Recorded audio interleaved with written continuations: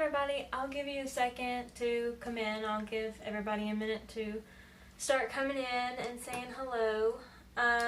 So today I'm going to be putting goose eggs in the incubator. And if you guys were around last year, you'll remember that I got this incubator and then I hatched some chicken eggs and I brought you guys along with me for that journey. And everybody loved that so much that I felt really bad not doing it again this year. But also I really wanted to hatch some more chickens, but I decided to get geese this year instead. Now this is an experiment. I don't know if this is actually going to work for a few reasons. One being that I've never hatched a waterfowl before, only chickens, and this is a little bit different. I think that they're a little more like delicate and they need more attention. So the difference between incubating, hatching goose eggs and chicken eggs is last time, if you're around, you'll remember that it took 21 days for the chickens to hatch. But with geese, it takes an average of around 30 days for them to hatch. But they can start hatching around 28 days and then go on for 34 days. Just like we had chicks last time hatching on day 19, and then some waited till day 22 to come out. With chickens, the temperature needs to be 100 degrees to 101 degrees. With geese, it's 1 degree lower, though I don't know that accuracy necessarily matters too much. But I've got it set to 99.5. That's what it is right now, and I think the humidity's perfect in there right now, and the humidity's probably going to go up whenever I set the eggs. The reason I say that this is an experiment, number 2, is because these hatching eggs came to me dirty, which is normal for geese eggs, whenever you have a farm, because they go out and they get in the mud and they get in the water, and then they come back and lay their egg, and they've got the eggs all muddy and dirty. And that's not ideal for hatching, because if they get muddy and dirty, then that can you'll get bacteria in your incubator, which will then penetrate the egg and then cause the embryo to not form or to die. So there is some debating on whether or not you should wash hatching eggs at all, especially if they're really, really soiled. But at the hatcheries, they do sanitize their eggs. So it can be done, and I know people that have successfully washed and sanitized their eggs and they have hatched. Elizabeth Tucker says, "Good luck. I did 3 batches last year and only had 5 geese hatch total. They're the hardest eggs to hatch. Make sure you have a spray bottle right next to the incubator and the water in the same temperature as the inside of the incubator. Are you hand turning them 4 to 6 times a day?" Yes. So with the chicken eggs last year, I had an automatic turner.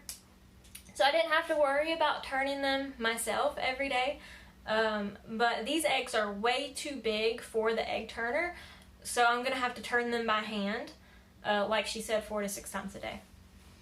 But back to the experimental part. So I washed the muck off of them, and then dipped them in a bleach and water solution, which at the hatcheries they sanitize their eggs with a similar solution. And there's also people who they'll bet money on higher hatch rates if you sanitize your eggs. So like I said, experiment. We'll see. I'm gonna have to candle them obviously as the days go by to make sure that they're actually forming, because if they're not, I don't want an egg bomb inside the incubator, let alone inside my house. So if they end up not forming by day 7, which I'll go live and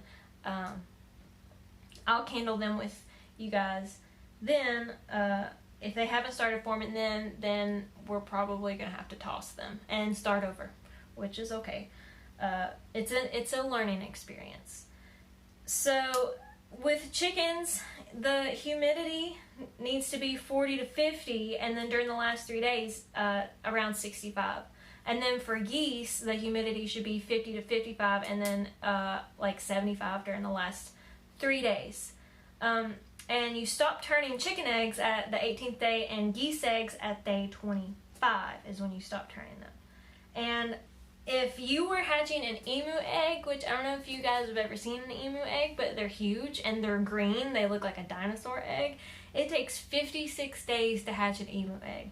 When it takes, if you've ever seen a quail, I don't know if you guys know what quail are, if you've ever seen them, they're really small birds that kind of would remind you of like chickens, and people eat them, people eat their eggs.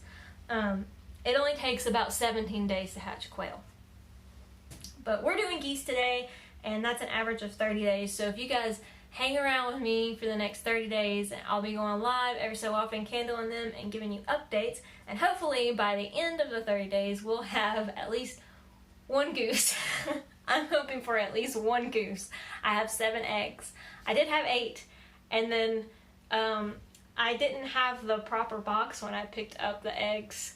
That is a fault of my own, and I found a cardboard box in my car, and as I hastily pulled out of the gas station across 2 lanes of traffic, the eggs went rolling and I busted one. So I lost 1 egg. Now I have 7. So what we're gonna do is I'm going to mark one side of the goose eggs because I need to keep track of what side, like, you know, I need to keep track of them when I'm turning them, like which ones I've turned and all that good stuff. So I'm going to be marking them on one side with a Sharpie, and then I'll put them in the incubator. So these, I know you guys want to see them. They're really big. I've got them in a mixing bowl right now. They're like, I don't know, 2 to 3 times the size of a chicken egg. They're huge. And these were the really dirty ones that I ran them under some water, wiped them off, and then dipped them in the bleach solution. And then there's 1 or 2 in here that were pretty clean. So I'm going to mark these on one side with an X.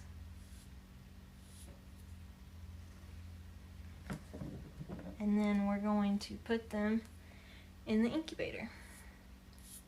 So, like I said earlier, last time, I didn't have to turn the eggs, so I didn't have to mark them. But if you remember, whenever we candled them, I did mark their air sac bubble to keep up with like humidity and track like the formation of the development of the embryo and stuff like that. So probably going to do something similar with these.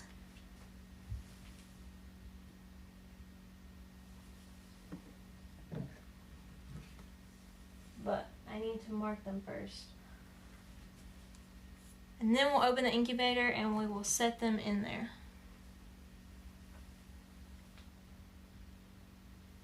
And I'm hoping like that we at least get 1 goose. I'm going to keep them in with my chickens. And the reason for that is because geese are like a guard animal. So they're like, imagine them as like a guard dog for your chickens. They are very protective. So if they have like an aerial predator fly over like a hawk or something, the geese is going to alert the chickens, and then they're all going to fly under the coop. And they're big and mean and scary, and they will scare off probably even most people. And I learned something new the other day when I was reading about geese, is that you can train them. They imprint upon you like a dog or like a donkey would, and they learn words. So if you say stop or calm down or come here, or they can learn their name, like they're really smart. I didn't know that. I kind of just thought that they were like chickens. So right now the temperature is 99.5 and the humidity is 56, and that's perfect. And now the temperature and the humidity are going to go down when I open this, but then it'll come back up to speed once we get them set in there. Here, I'll turn you guys down here so that you can see a little bit better. Can you see? Last year when I did this and I went live was during the beginning of COVID and the quarantine, and I had a lot of really positive feedback because everybody was stuck at home and they needed something entertaining to watch, and their kids loved watching it because it was educational and it made me feel good, and I had to share it again this year, and maybe it'll just become like something I do every year. I didn't want to hatch chickens this year unless one of y'all specifically wants some baby chicks and wants to buy some baby chicks, then I might. But there's a reason that I don't want to hatch chickens this year, and that's because most of the ones that I hatched last year were roosters, and we ended up having to cull most of them, which is fine because they had a resting spot in our freezer. But I don't want to have to do that this year unless I specifically buy meat chickens. I do, however, want to buy some laying chicks from a hatchery, but I want to buy them because I want specifically hens so I don't have to deal with the roosters again. So there we go. We've got them all in there with the X side turned up, and that is so that we'll know that whenever we go to turn them, we'll know which ones we have turned. And we'll have to turn them like 4 to 6 times every single day to like simulate what the mother goose would be doing as the eggs were under there. She would turn them, and that's what helps them develop, and that's just what you gotta do. You gotta turn them. Anyway, thank you guys for tuning in, and next time I go live, hopefully we will be able to candle the eggs and we'll be able to see little veins and development inside the egg. So it takes 30 days, so probably going to candle on day 7, day 8. I could do it on day 10, but I'm impatient and I probably see development before then. And I want to know whether or not there's any stinky egg bombs in here, because there might be. If these don't work, this is the perfect breeding ground for stinky eggs. So we don't want that. Anyway, thank you guys. Oh, I want to tell you what kind of geese these were, just in case you wanted to look them up. They're a Pilgrim Toulouse mix. Some of them might be purebred Pilgrim, some of them might be Toulouse. Don't know for sure. We don't know for sure. But they're supposed to be a very docile breed, very friendly and not as loud. Like if you go to like Tractor Supply or Rural King and you buy a baby goose, they're more than likely going to be like a Chinese goose, which are very, very, very loud.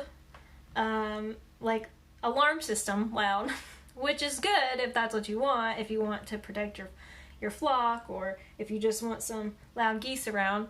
But that's not necessarily what I wanted. So these are not as loud as the Chinese geese. They're a lot more docile, quiet, and what you would see people have as like pets.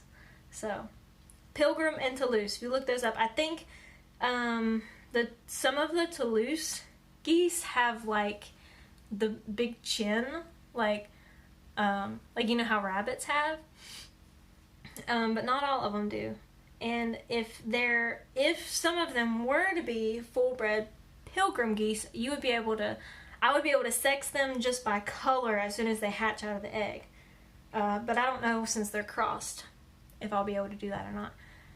Hopefully, at the end of 30 days, we will have the baby geese, and I will keep you updated.